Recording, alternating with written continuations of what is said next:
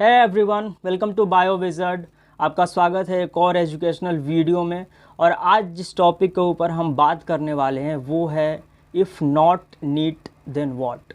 बहुत सारे ऐसे बच्चे होते हैं जो नीट के लिए अभी अपियर हो रहे होंगे या फिर बहुत बार एग्ज़ाम दे लिया होगा बट नीट क्लियर नहीं कर पा रहे होंगे और उनके पास कोई प्लान बी नहीं होगा, वो उन्हें पता नहीं होगा कि आगे क्या करना है। वो सोच रहे होंगे कि अगर नीट नहीं हो रहा है, एमबीबीएस में नहीं जा सकते तो हमें कौन से कोर्सेज़ चूज़ करने चाहिए। तो ये वीडियो उनके लिए ही है, एक गाइडेंस की तरह, कि वो इस वीडियो को देख के उन्हें भी पता चलेगा कि उन्हें के लिए और भी बहुत सारे ऐसे करियर ऑप्शंस हैं जिनके थ्रू वो करियर परस्यू कर सकते हैं और जो बहुत ही डिसेंट करियर ऑप्शंस हैं। तो आज हम उन्हीं सब चीज़ों के बारे में बात करने वाले हैं। तो लेट्स स्टार्ट दिस वीडियो। तो जैसा कि हम बात करने वाले हैं कि अगर हम नीट नहीं कर पा रहे हैं, अगर हम एमबीबीएस में नहीं जा सकते, तो हम और कौन कौन से ऐसे कोर्सेज़ हैं जिनके लिए हमें जाना चाहिए, जो हमारे लिए एज अ प्लान बी काम कर सकते हैं और जो इक्विवेलेंट होते हैं एमबीबीएस के। आप एक एमबीबीएस जो होता है वो तो आप नहीं कर सकते, बट ऐसा भी नहीं है कि वो एमबीबीएस से कम है। उनके जो कोर्सेज़ हैं बहुत ही डिसेंट होते हैं, बहुत ही अच्छी सैलरी ऑफ़र करते हैं एंड आपके लिए एक बहुत ही अच्छा नया वे ओपन कर सकते हैं। तो इसके लिए हम अगर बात करें तो सबसे पहले तो आपको हम बात करेंगे बीडीएस के बारे में। तो यहाँ पे मैंने दो चीज़ें लिखी हुई हैं, एक तो बेस्ड ऑन नीट स्कोर और दूसरा अदर कोर्सेज़। तो पहले हम उनकी भी बात करेंगे जो कि नीट के स्कोर के बेसिस पे भी आपको एडमिशन मिल जाता है, एंड दूसरे ऐसे कोर्सेज़ जिनका नीट से कोई लेना देना नहीं है, उनके खुद के एंट्रेंस एग्ज़ाम्स होते हैं और जो आपको परस्यू करना चाहिए, जो बहुत ही अच्छे कोर्सेज़ हैं। तो पहला है बीडीएस, जो कि आपको पता है बैचलर ऑफ डेंटल सर्जरी। दूसरा है, second one is veterinary veterinary sciences. जो आप वेटनरी के डॉक्टर बनते हो, एनिमल्स के डॉक्टर बनते हो, उसको बोलते हैं वेटनरी साइंसेस। आप उसमें कोर्स कर सकते हो, आप एनिमल्स के डॉक्टर बन सकते हो। उसके बारे में भी हम बात करेंगे। फिर हम उन कोर्सेज़ के बारे में बात करेंगे जिनका नीट से कोई लेना देना नहीं है, जिनके खुद के अपने एग्ज़ाम्स होते हैं, जो खुद अलग एक कोर्स होते हैं, अलग फील्ड होते हैं, बट बहुत ही अच्छे होते हैं और हमसे बायोलॉजी से रिलेटेड फील्ड्स हैं। तो सबसे पहले तो हम बात करेंगे इसमें फोरेंसिक साइंसेस।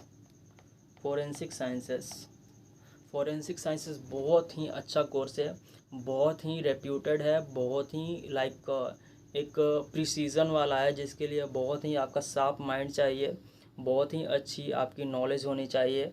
क्योंकि आपने देखा होगा मूवीज़ वगैरह में भी या फिर ऐसे भी, क्योंकि उसमें क्रिमिनोलॉजिस्ट, आपको एक क्राइम सीन को इन्वेस्टिगेट करना होता है, आपको डेड बॉडीज़ के साथ इन्वेस्टिगेशन करना होता है, आपको सारी चीज़ें पता लगानी होती है कि क्राइम कैसे हुआ, कौन कौन सी चीज़ें इन्वॉल्व हैं, cause of death, everything.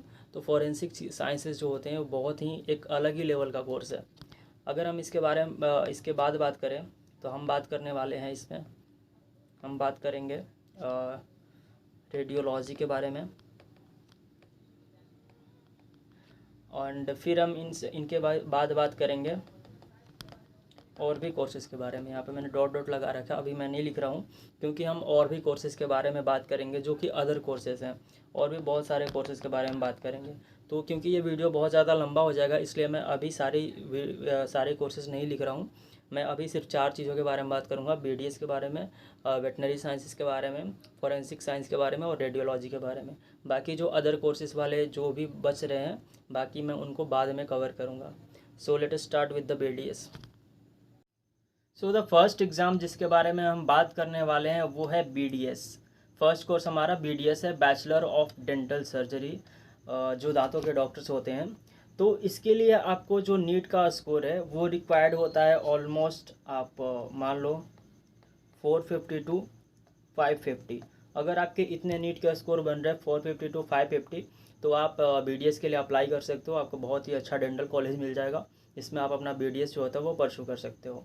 Second हम बात करें कि जॉब प्रोफाइल, किस किस टाइप के आपके जॉब होंगे। जो आप अगर डेंटिस्ट बन जाते हो, आप अगर बीडीएस कंप्लीट कर लेते हो, तो आपके जॉब प्रोफाइल्स जो होते हैं वो होते हैं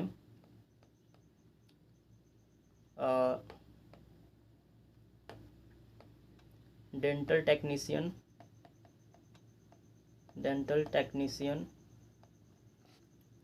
आपके होते हैं डेंटल कंसल्टेंट्स, फिर आप होते हो प्रोस्थोडोंटिस्ट, फिर आप होते हो डेंटिस्ट। तो ये कुछ जो होते हैं मैंने कुछ जॉब प्रोफाइल्स मेंशन किए हुए हैं। और भी जॉब प्रोफाइल्स होते हैं, बट ये जो मेन जॉब प्रोफाइल्स होते हैं वो मैंने यहाँ पर मेंशन किए हुए हैं। आप एक और मेंशन कर सकते हो, डेंटल सर्जन। तो ये कुछ जो है मैंने यहाँ पे जॉब प्रोफाइल्स मेंशन किए हुए हैं, जो आप जब अपना BDS कंप्लीट करते हो तो आपको इन सभी जॉब पोजीशंस पे आपको जॉब मिलते हैं। अगर हम बात करें कि जॉब अपॉर्चुनिटीज़ आपको कहाँ मिलती है, लाइक जब आप इन सारे पोजीशंस पे आपको जो जॉब मिलती है वो कहाँ मिलती है, तो जॉब्स इन आपको कहाँ मिलेगी, आपको मिल सकती है गवर्नमेंट हॉस्पिटल्स में, गवर्नमेंट हॉस्पिटल्स में आपको जॉब मिलेगी।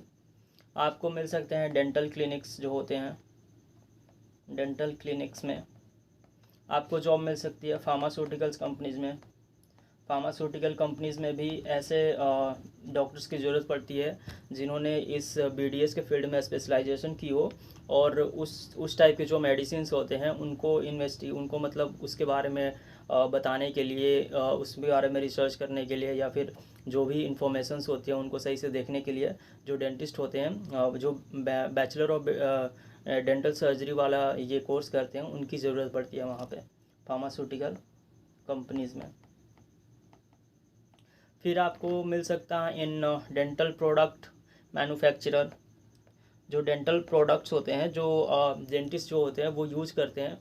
लाइक आपके दांतों में कोई प्रॉब्लम्स होती है तो देखा होगा आपने, लाइक ब्रेसेस आती हैं, अलग अलग तरह की डेंटल चीज़ें आती हैं जो दांतों के लिए एक टूल्स की तरह होती हैं। तो वो सारे जो मैन्युफैक्चर होते हैं वहाँ पे भी आपको डेंटिस्ट की ज़रूरत पड़ेगी सारी चीज़ें बताने के लिए कि कोई चीज़ सही हो, मतलब हर चीज़ परफेक्शन से हो, तो उसके लिए भी डेंटिस्ट की ज़रूरत पड़ती है। तो डेंटल प्रोडक्ट मैन्युफैक्चरर्स में, डेंटल प्रोडक्ट मैन्युफैक्चरर्स आपको फिर प्राइवेट आप अपना क्लिनिक खोल सकते हो। बहुत सारे लोग प्राइवेट के लिए ऑप्ट करते हैं, प्राइवेट क्लिनिक, क्योंकि जब आप अपना प्राइवेट क्लिनिक खोलते हो ना तो आपकी जो इनकम होती है ना वो बहुत ज़्यादा बढ़ जाती है। लाइक बहुत ही सही होता है अगर आप प्राइवेट प्रैक्टिस करते हो तो। अगर हम सैलरी की बात करें, जो हमारा मेन पॉइंट है ऑफ द टॉपिक ऑब्वियसली, तो इसकी जो सैलरी होती है आपको एक्सपेक्ट कर सकते हो 3 to 6 lakhs पर ईयर। अगर आपने BDS जब करा हुआ है तो आप इतना एक्सपेक्ट कर सकते हो। पर अगर आप MDS कर लेते हो, मास्टर ऑफ डेंटल सर्जरी, तो आप जो होता है थोड़ा आपका और लेवल बढ़ जाएगा, आपके एक्सपर्टीज़ होंगी, तो आपका जो सैलरी होगा वो भी इंक्रीज़ कर जाएगा। और ये सैलरी इंक्रीज़ होकर जा सकती है 7 to 12 lakhs पर ईयर। तो सोचो इतना अच्छा इनकम हो रहा है, लाइक इतनी अच्छी आपकी सैलरी हो सकती है अगर आप BDS भी करते हो तो BDS is not a bad option, जो बहुत सारे लोग सोचते हैं, जो लाइक MBBS जिनका लगता है कि MBBS नहीं हुआ तो BDS is a bad choice, तो ऐसा बिल्कुल भी नहीं है। बहुत सारे ऐसे डेंटल सर्जन्स होते हैं, बहुत सारे ऐसे डॉक्टर्स हैं डेंटल के जिनकी सैलरी बहुत ही ज़्यादा और बहुत ही अच्छे अच्छे इंस्टीट्यूट्स में वो काम कर रहे होते हैं। तो ये हुआ आपका ऑल अबाउट डेंटल BDS। अब हम नेक्स्ट कोर्स के बारे में बात करेंगे। सो द सेकेंड कोर्स जिसमें आप नीट के एग्ज़ाम के मार्क्स के बेसिस पे आप एडमिशन ले सकते हो, वो कोर्स है आपको वेटनरी साइंसेस। जो आपके एनिमल्स के डॉक्टर्स होते हैं उनको आप वेटनरी डॉक्टर्स बोलते हो, तो इनके लिए जो कोर्स होता है उसे बोलते हैं बैचलर ऑफ वेटनरी साइंसेस। ये जनरली 3 या 4 ईयर्स का ही होता है। तो इसके लिए आपको देखो, इसके लिए आपको अगर हम एंट्रेंस एग्ज़ाम्स की बात करें तो आपको और भी तरह से होते हैं। एक तो आपका नीट के मार्क्स के बेसिस पर होगा। अगर आपके मार्क्स जो होते हैं वो 400 to 500 हैं तो आप एक्सपेक्ट कर सकते हो कि आपको इसमें एडमिशन मिल जाएगा, जो नीट के मार्क्स के बेसिस पे आपको एडमिशन लेता है इन वेटनरी साइंसेस। दूसरे जो होते हैं, अगर हम बात करें एग्ज़ाम्स, तो इसी के और भी एग्ज़ाम्स होते हैं इंडिविजुअल स्टेट गवर्नमेंट के। लाइक एक होता है AAUVET, जो कि है Assam agricultural university veterinary entrance test, Assam agricultural university veterinary entrance test, ये जो होता है इतना लंबा चौड़ा इसका नाम है, ये असम के जो स्टेट है उसके लिए जो होता है वो अपना एंट्रेंस एग्ज़ाम कंडक्ट कराता है, वहाँ पे भी वेटनरी साइंसेज के कोर्सेज हैं। सेकंड आपके और भी अगर हम बात करें तो और भी एग्ज़ाम्स होते हैं लाइक आरपीवीटी, जो ये जो होता है ये राजस्थान का स्टेट गवर्नमेंट का एग्ज़ाम है जिसके थ्रू आप वेटनरी साइंसेस में एंट्रेंस मतलब एडमिशन ले सकते हो। देन आपका आता है OUAT जो है ये आपका उड़ीसा का है। उड़ीसा जो होता है वहाँ पे भी ये स्टेट गवर्नमेंट का एग्ज़ाम है जहाँ पे ये एग्ज़ाम दे के आप एडमिशन ले सकते हो इन वेटनरी साइंसेस। तो अब अगर हम बात करते हैं कि ये तो क्या कि इन सारे एग्ज़ाम्स के थ्रू आप एडमिशन ले सकते हो डिफरेंट। अब हम बात करते हैं जॉब अपॉर्चुनिटीज़ की। तो आपको जो जॉब अपॉर्चुनिटीज़ हैं इसमें वो अगर हम बात करें तो इसमें आपको होते हैं आपको government animal husbandry departments, government animal husbandry departments में आपको जॉब मिल सकती है।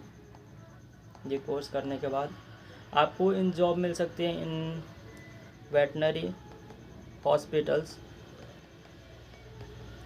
हॉस्पिटल्स एंड क्लिनिक्स में आपको जॉब मिल सकता है। Defence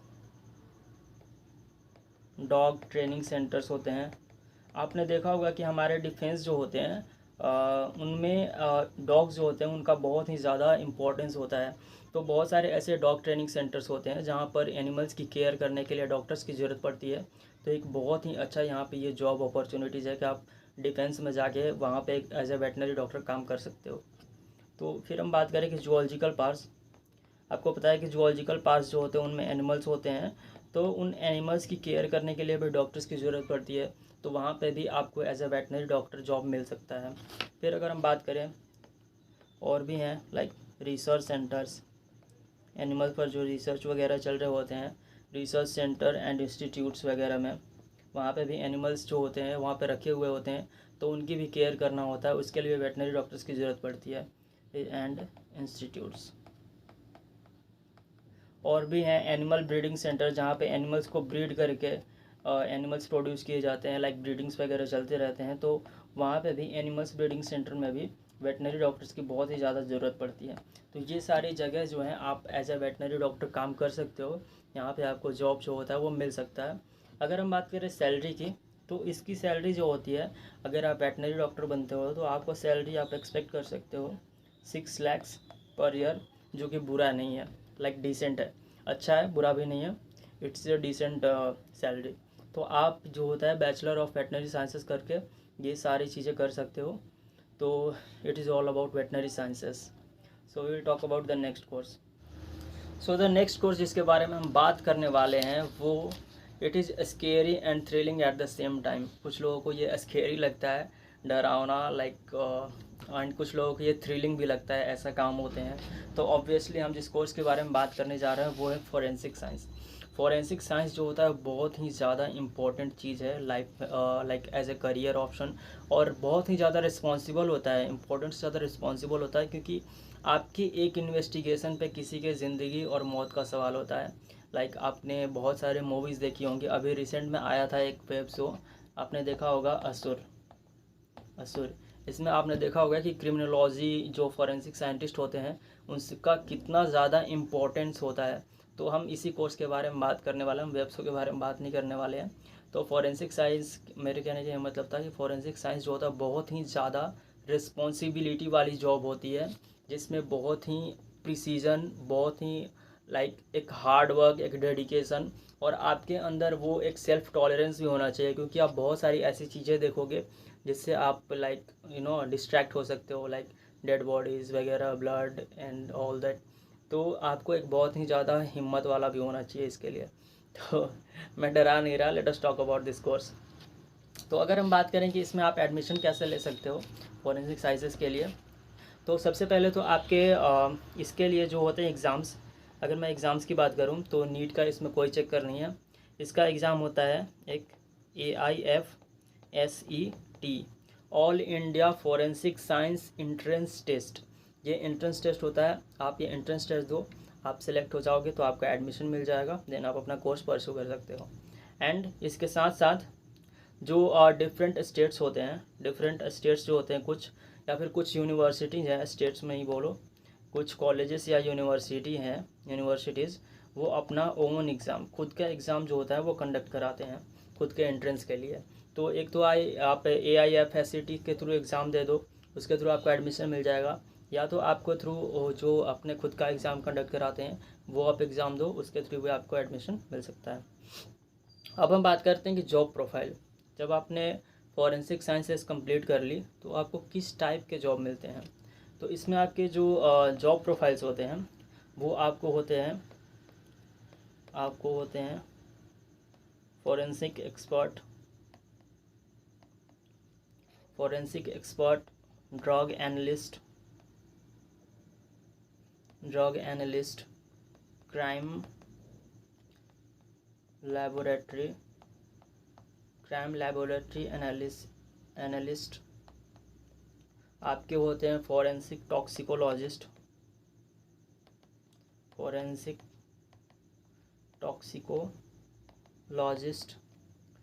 clinical forensic medical expert जो होते हैं, जो बताते हैं कि अगर किसी का लाइक मर्डर वगैरह हुआ है तो वो मर्डर कैसे हुआ है, लाइक एग्जिट वुंड, किस तरह से गोली चली है, कौन सा वेपन होगा, कितने मरने का टाइम होगा, लाइक ऑल दैट चीज़ें, ये सारे फोरेंसिक मेडिकल एक्सपर्ट्स होते हैं। फोरेंसिक मेडिकल एक्सपर्ट्स आपके होते हैं क्राइम सीन इन्वेस्टिगेटर, जो क्राइम सीन पे जाके सारे सैंपल्स वगैरह कलेक्ट करते हैं, उन सारी चीज़ों को इन्वेस्टिगेट करते हैं कि कैसा क्राइम सीन था, हमें क्या क्या सैंपल्स मिले, उन सारी चीज़ों को इन्वेस्टिगेट करते हैं, क्राइम सीन इन्वेस्टिगेटर। तो ये सारे और भी जॉब प्रोफाइल्स होते हैं, बट ये सारे कुछ मेजर जॉब प्रोफाइल्स हैं जिनके बारे में मैंने यहाँ पर बात करी हुई है। अगर हम बात करें कि आपको इनके थ्रू जॉब कहाँ पर मिल सकती है, तो इनके थ्रू आपको बहुत ही अच्छी जगह जॉब्स मिलती हैं। तो सबसे पहले तो अगर हम जॉब की बात करें तो आपको मिल सकता है इन CBI central bureau of investigation, central bureau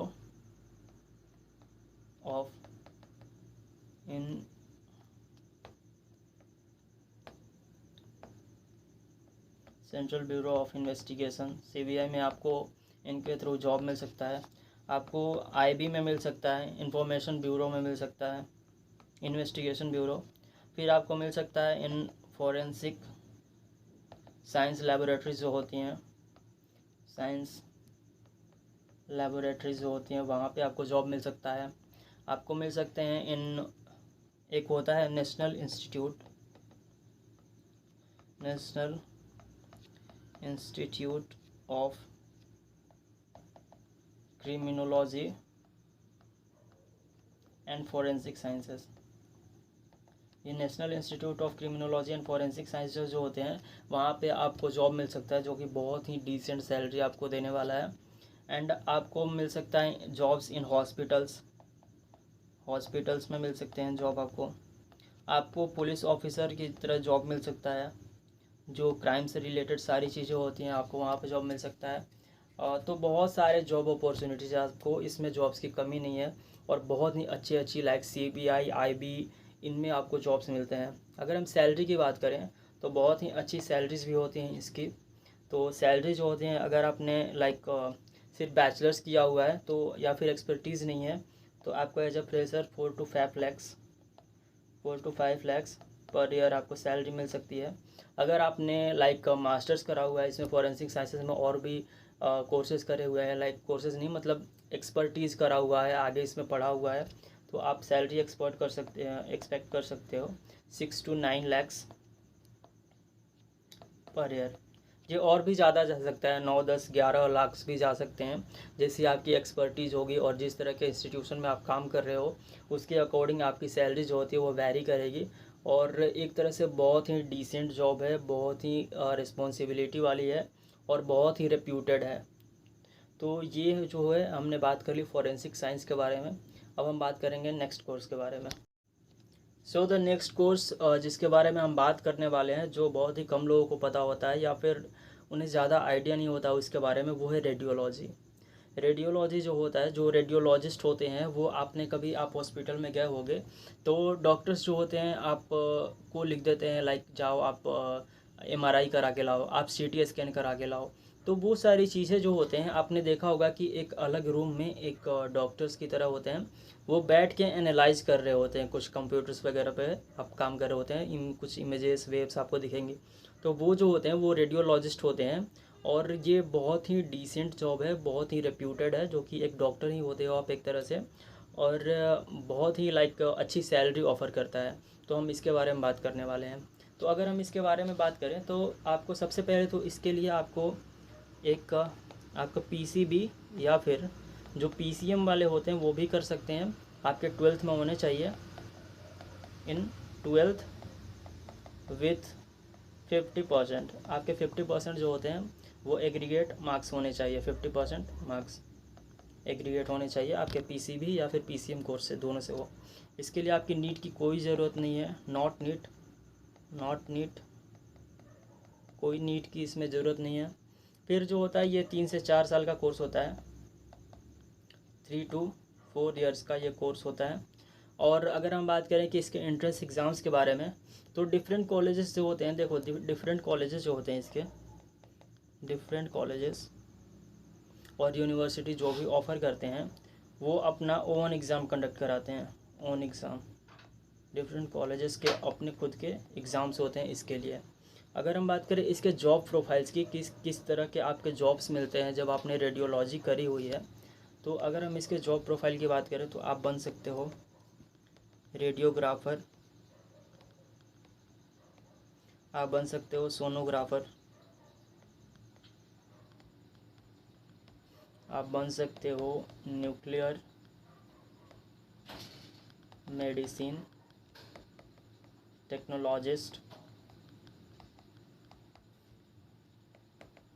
interventional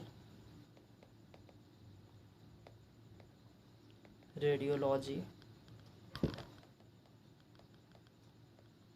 technologist, आप बन सकते हो रेडियोलॉजी नर्स, ये भी एक पोस्ट होता है रेडियोलॉजी नर्स। आप बन सकते हो रेडियोलॉजी मैनेजर या एडमिनिस्ट्रेटर, तो ये सारे जो हैं आपको रेडियोलॉजी में डिफरेंट काइंड्स के जॉब प्रोफाइल्स हैं। आप गूगल करके इनके बारे में डिटेल से अगर जानना चाहते हो कि ये सारे लाइक जॉब प्रोफाइल्स, रेडियोग्राफर क्या करते हैं, सोनोग्राफर क्या करते हैं, तो सबके अपने अपने रोल्स एंड रिस्पॉन्सिबिलिटीज़ होती हैं, जो कि आप देख सकते हो। मैं यहाँ पे बता रहा हूँ कि ये सारे के सारे जो होते हैं जॉब प्रोफाइल्स इसके थ्रू आपको मिलते हैं। अगर हम बात करें इसके बाद की सैलरी की, कितने सैलरी मिलती है आपकी, तो आप जो होता है आप सैलरी एक्सपेक्ट कर सकते हो यहाँ पे 3 to 12 lakhs per year. 3 to 12 lakhs per year जो होता है आप सैलरी एक्सपेक्ट कर सकते हो जब आपने रेडियोलॉजी करे हुए है और आप इनमें से किसी भी जॉब प्रोफाइल्स में काम कर रहे हो। जो स्टार्टिंग में होती है धीरे धीरे सैलरी कम होती है, लेकिन आप जैसे ही आपके अंदर एक्सपर्टीज़ आएगी, आप जितना ज़्यादा काम करोगे तो आपकी सैलरी जो होती है वो सिग्निफिकेंटली इंक्रीज़ होते जाती है। तो ये सारी चीज़ें हमने आज बात कर ली कि सबसे पहले तो कि नीट के बेसिस पे कौन कौन सी चीज़ें मिलती हैं।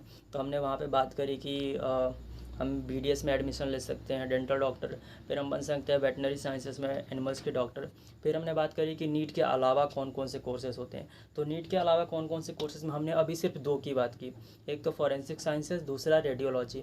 और भी हम बात करने वाले हैं और भी कोर्सेज़ के बारे में, जो कि हम नेक्स्ट वीडियोज़ में बनाएंगे, क्योंकि ये वीडियो काफ़ी लंबा हो जाएगा तो मैं इसमें इंक्लूड नहीं करूँगा उसको।